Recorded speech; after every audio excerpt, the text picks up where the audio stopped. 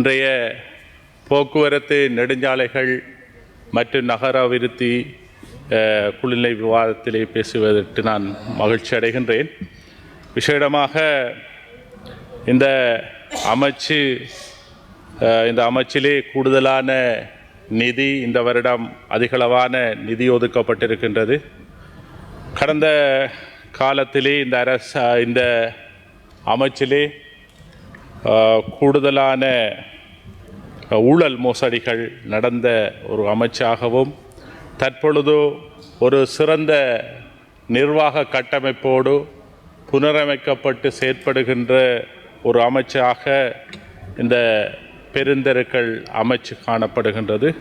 அந்த வகையிலே இங்கே இருக்கின்ற அமைச்சர் அவர்களுக்கும்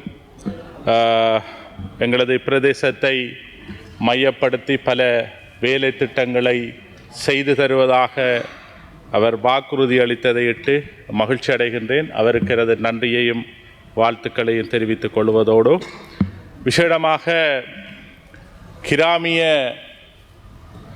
வீதிகள் புனரமைக்கின்ற வேலை திட்டத்திலே கூடுதலான நிதி ஒதுக்கப்பட்டிருக்கின்றது. நான் நினைக்கின்றேன்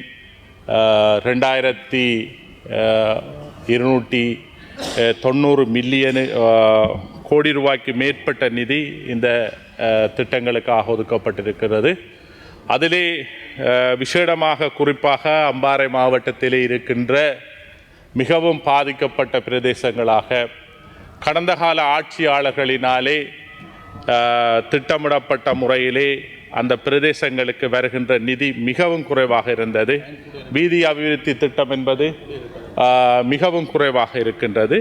அதிலே உதாரணமாக ஆலேடிவோம்பு திருக்கோவில், பொத்துவில், காரதீவு, நாவிதம்பளி, கல்முனை மற்றும் மல்வத்தை, வளத்தாப்பட்டி போன்ற பிரதேசங்களிலே கூடுதலான கிராம வீதிகள் புனரமைக்கப்படாமல் இருக்கின்றது. அதிகளவான மக்கள் செறிந்து வாழுகின்ற இந்த பிரதேசத்திலே மக்கள் மிகவும் துன்பமான நிலையிலே, மிகவும் இக்கட்டான நிலையில் இருக்கின்றார்கள். மிகவும் அவசரமாக இந்த பிரதேசங்களிலே செய்ய வேண்டிய வீதிகளாக கிட்டத்தட்ட 72 கிலோமீட்டர் வீதிகள் இருக்கின்றது. இதிலே நீங்கள் அதில் அரைவாசியாவது இந்த பிரதேசங்களில் இருக்கின்ற கிராமிய வீதிகளை, அடையாளம் காணப்பட்ட கிராம வீதிகளை நீங்கள் புனரமைத்து தர வேண்டும் என்று இந்த உயரிய சபையினூடாக எனது வேண்டுகோளை விடுக்கின்றேன். அது மட்டுமல்ல, ஆலையடிவோம்பு பிரதேசம் இதிலே இதற்கு முன்னும் இந்த சபையிலே கதைக்கப்பட்ட ஒரு விடயம். ஆலையடிவோம்பு பிரதேசம், இந்த பிரதேசம் என்றால் மழை காலத்திலே கூடுதலாக வெள்ள நீரிலே அந்த பிரதேச மக்கள் கிட்டத்தட்ட 37,000 பேர் அந்த பிரதேசத்திலே வாழுகின்றார்கள். அவர்கள் சரியான வடிகான் அமைப்பு இல்லாததன் காரணமாக அந்த பிரதேசம் 3 மாதம் அல்லது 4 மாதங்களாக அந்த பிரதேசம் தாண்டிருக்கிற, அந்த ஊரே தாண்டிருக்கும். கிட்டத்தட்ட 10,000க்கு மேற்பட்ட மக்கள் இடம்பெயர்ந்து ஒவ்வொரு வருடமும் இடம்பெயர்ந்திருக்கின்றார்கள். ஏனென்றால் ஏனைய பிரதேசங்களிலே இருக்கின்ற இடங்கள் மூடப்பட்டதன் காரணமாக, நிலங்கள் நிரப்பப்பட்டதன் காரணமாக இந்த பிரதேசத்திலே அனைத்து நீரும் உள்வாங்கப்பட்டு காணப்படுவதனாலே வழிந்து ஓடுவதற்கான ஒரு சிறந்த கால்வாய் திட்டம், அதாவது நீர் வடிந்து ஓடுவதற்கான அந்த ரெய்னேஜ் சிஸ்டம் ரெய்னேஜ் இல்லாமல் இருக்கின்றது. தயவு செய்து அதிலே கூடுதலான கவனத்தை செலுத்தி, ஏனென்றால் போன வருடமும் கூட அது கூடுதலாக அந்த மக்கள் மிகவும் பாதிக்கப்பட்டிருந்தால் ஒவ்வொரு வருடமும் பாதிக்கப்பட்டு வருகின்றார்கள். அந்த ரெய்னேஜுக்கு அந்த பிரதேசத்திலே அம்பாறை மாவட்டத்தை கூடுதலாக தாழுகின்ற அந்த பிரதேசத்துக்கு ஒரு சிறந்த ரெய்னேஜ் சிஸ்டத்தை ஏற்படுத்தி தர வேண்டும். அது கிட்டத்தட்ட நான் நினைக்கின்றேன் ஒரு 7-8 கிலோமீட்டர் அளவிலான ஒரு மிதமான ரெய்னேஜ் சிஸ்டத்தை நீங்கள் ஏற்படுத்தி தருவீர்கள் என்றால் அந்த பிரதேசத்தில் இருக்கிற பாடசாலை மாணவர்கள், பொதுமக்கள் என்று அனைவரும் அந்த மழை காலத்திலே அவர்கள் எந்தவித பிரச்சனையும் இல்லாமல் ஈடுபடக்கூடிய அந்த சூழ்நிலை ஏற்படும். அது மட்டுமல்லாமல் விசேடமாக அம்பாறை மாவட்டத்திலே இருக்கின்ற கிட்டங்கி பாலம், இந்த பாலம் மிகவும் பழமை வாய்ந்த ஒரு பாலம்.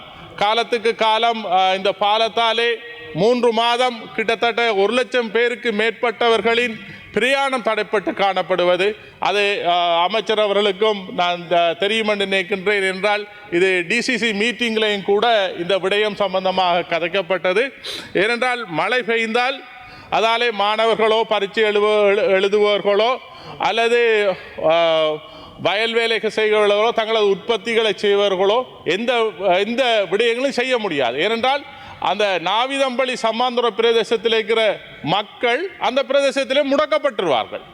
ஆகவே அவர்கள் மழை காலத்திலே போவதற்கு எந்தவித போக்குவரத்து வசதியும் இல்லாத ஒரு துப்பாக்கியிலே காணப்படுவதோடு அவர்கள் 54 கிலோமீட்டர் சுற்றி வரத்தான் அவர்கள் இந்த உரிய கல்முனை போன்ற பிரதேசங்களுக்கு வர வேண்டிய ஒரு நிலை காணப்படும். ஆகவே இதில் கவனம் எடுத்து அந்த கிட்டங்கி பாலத்தை நீங்கள் புனரமைத்து தர வேண்டும் என்று இந்த இடத்திலே கேட்டுக்கொள்வது. கூடுதலான உயிரிழப்பு காலத்துக்கால ஒவ்வொரு வருடமும் உயிரிழப்பு கூட அந்த பிரதேசத்திலே ஏற்பட்டிருப்பதை நாங்கள் காணக்கூடியதாக இருக்கின்றது. அது தவிர மேலும் விசேடமாக மட்டக்களப்பிலிருந்து பொத்துவில் வரையிலான புகையிரத பாதையை ரயில்வே அமைத்து கொடுக்கின்ற பொழுது, ஏனென்றால் மட்டக்களப்பிலிருந்து பொத்துவில் வரை கிட்டத்தட்ட 90 கிலோமீட்டர் காணப்படுகின்றது. இது நான் நினைக்கின்றேன் ஒரு 20 வருடங்கள் 25 வருடங்களுக்கு முன் ஈரான் திட்டத்திலே ஈரானின் நிதி உதவி திட்டத்தின் கீழ் அது செய்ய இருந்தது. ஆனால் அது ஏதோ ஒரு வகையிலே நிறுத்தப்பட்டது. அது பிரேமதாச காலத்தில் நினைக்கின்றேன். ஏனென்றால் இந்த மட்டக்களப்பிலிருந்து பொத்துவில் வரை நீங்கள் அந்த ரயில்வே தண்டவாளங்களை போட்டு ரயில்வே சிஸ்டங்களை செய்வீர்களானால் கூடுதலான மக்களுக்கு பிரயோசனமாக இருப்பதோடு உல்லாச பிரயாணத்துறையை நாங்கள் மென்மேலும் வளர்த்து கொள்ளக்கூடிய ஒரு சந்தர்ப்பம் சூழ்நிலை ஏற்படுவதோடு உற்பத்தி பொருட்களை அவர்களின் மக்களின் பிரயாணத்தை போன்றவற்றை இலகுபடுத்திக் கொள்ளக்கூடிய அந்த 2 வினாடிகள் இருக்கின்றன. ஆகவே அதனை அடிப்படையாக கொண்டு நீங்கள் கூடுதலாக இந்த விடயத்தை கவனத்தில் எடுத்துக் கொள்வதோடு அடுத்ததாக மிகவும் முக்கியமாக இருப்பது என்று சொன்னால் ரஜனி புகையிரதம். இது வவுனியாவில் இருந்து ஒரு வருடத்துக்கு முன் அதிகாலை 3:45 மற்றும் 5:15 இரண்டு நேரங்களிலும் வவுனியாவிலிருந்து கொழும்புக்கு அந்த பயணத்தை மேற்கொண்டிருந்தது. ஆனால் தற்பொழுது ஒரு வருட காலமாக அந்த ரயில்வே நிப்பாட்டப்பட்டிருக்கின்றது. அது தற்பொழுது அனுராதபுரத்தில் இருந்துதான் அந்த புகையிரத போக்குவரத்து நடைபெறுகின்றது. ஏனென்றால் இதனை நீங்கள் மீளவும் 3:45 அதிகாலை ட்ரெயினை நீங்கள் ஸ்டார்ட் பண்ணாட்டியும் பரவாயில்லை, 5:45 ட்ரெயினை நீங்கள் புகையிரதத்தை நீங்கள் அதை இயக்குவீர்கள் என்றால் அதிலே யாழ்ப்பாணத்திலிருந்து வருகின்றவர்கள், முல்லைத்தீவில் இருந்து வருகின்றவர்கள் மற்றும் மன்னாரிலிருந்து வருகின்றவர்கள், கிளிநொச்சியிலிருந்து வருகின்ற அனைத்து பயணிகளும் செல்லக்கூடியதான ஒரு சந்தர்ப்பம் சூழ்நிலை ஏற்படும். ஏனென்றால் இவர்கள் இதனை நீங்கள் இப்போது என்றால் வந்து அவர்கள் அந்த பிரயாணிகள் அவர்களும் அனைவரும் ஒரு இக்கட்டான நிலைக்கு தள்ளப்பட்டிருக்கின்றார்கள். ஆகவே இந்த புகையிரத்தை மென்மேலும் நீங்கள் இந்த மேலும் விசரணப்படுத்தி நீங்கள் அந்த 5:15 ரெய்னியாவது நீங்கள் வவுனியாவிலிருந்து கொழும்பு நோக்கி நகர்த்துவதற்கு நீங்கள் ஒழுங்கு செய்ய வேண்டும் என்று இந்த சபையூடாக கேட்டுக்கொள்ள விரும்புகின்றேன்.